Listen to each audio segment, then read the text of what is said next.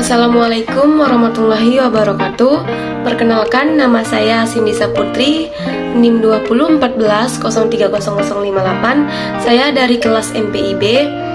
Di sini saya akan mempresentasikan video pembelajaran pada matkul Manajemen Laboratorium Pendidikan, yang mana di sini saya akan menjelaskan tentang sistem manajemen mutu laboratorium dengan dosen pengampu yaitu Ibu Eci Sriwayuni MPD. Baiklah, adapun pembahasan pada materi saya yaitu yang pertama definisi mutu, yang kedua konsep sistem manajemen mutu laboratorium, yang ketiga yaitu elemen-elemen sistem manajemen mutu laboratorium, dan yang keempat yaitu SOP laboratorium. Baik, kita memasuki pada pembahasan pertama, yaitu yang mana pembahasan pertama di sini definisi mutu. Ada beberapa menurut pendapat ahli definisi mutu. Di sini saya mengambil pendapat dari William Edwards Deming. Ada mutu ialah kesesuaian dengan kebutuhan pasar atau konsumen. Menurut beliau, mutu tidak berarti segala sesuatu yang terbaik, tetapi pemberian kepada pelanggan tentang apa yang mereka inginkan dengan tingkat kesamaan yang dapat diprediksi serta tergantungnya terhadap harga yang mereka bayar. Di sini saya juga mengambil pendapat menurut J.M. Juran, yang mana beliau mengatakan mutu adalah kecocokan penggunaan produk atau fitness for us untuk memenuhi kebutuhan dan kepuasan pelanggan. Nah, dapat kita simpulkan bahwasanya mutu ini ialah suatu kebutuhan konsumen atau suatu kepuasan pelanggan yang sepenuhnya terhadap sesuatu produk atau jasa yang dibutuhkan, atau mutu juga merupakan suatu ukuran yang berhubungan dengan kepuasan pelanggan terhadap sebuah produk atau jasa yang kita jalankan. Nah, baiklah, adapun pengertian manajemen mutu laboratorium. Pengertian manajemen mutu laboratorium adalah kegiatan merancang, mengoperasikan, memelihara atau merawat peralatan dan bahan, fasilitas serta segala objek fisik lainnya secara efektif dan efisien untuk mencapai tujuan atau sasaran tertentu sehingga mencapai hasil yang optimal. Baiklah, kita memasuki pada materi yang kedua, yaitu konsep sistem manajemen mutu laboratorium.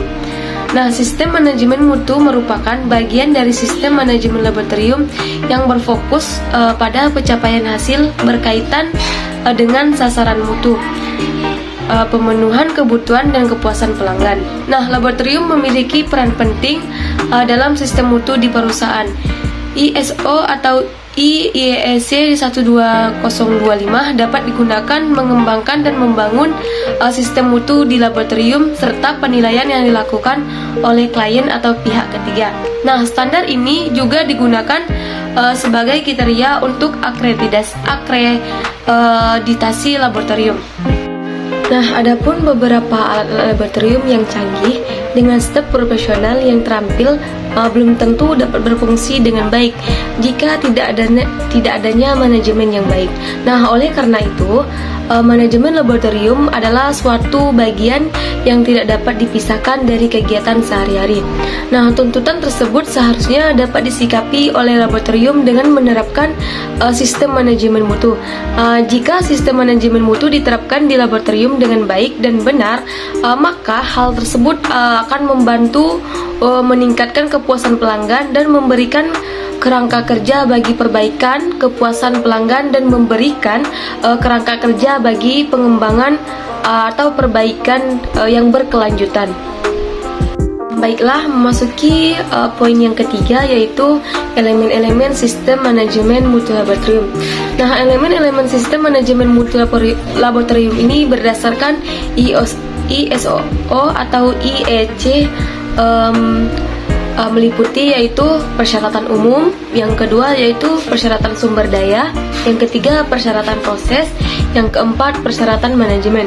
Nah, persyaratan umum ISO memiliki dua persyaratan, yaitu persyaratan manajemen dan persyaratan teknis. Nah, persyaratan manajemen ini dibagi menjadi beberapa syarat, yaitu diantaranya yang pertama persyaratan organisasi, persyaratan manajemen, pengendalian dokumen, kaji ulang permintaan tender, dan penguji dan kalibrasi, dan lain sebagainya. Baiklah, memasuki poin yang keempat, yaitu SOP laboratorium atau standar operasional prosedur.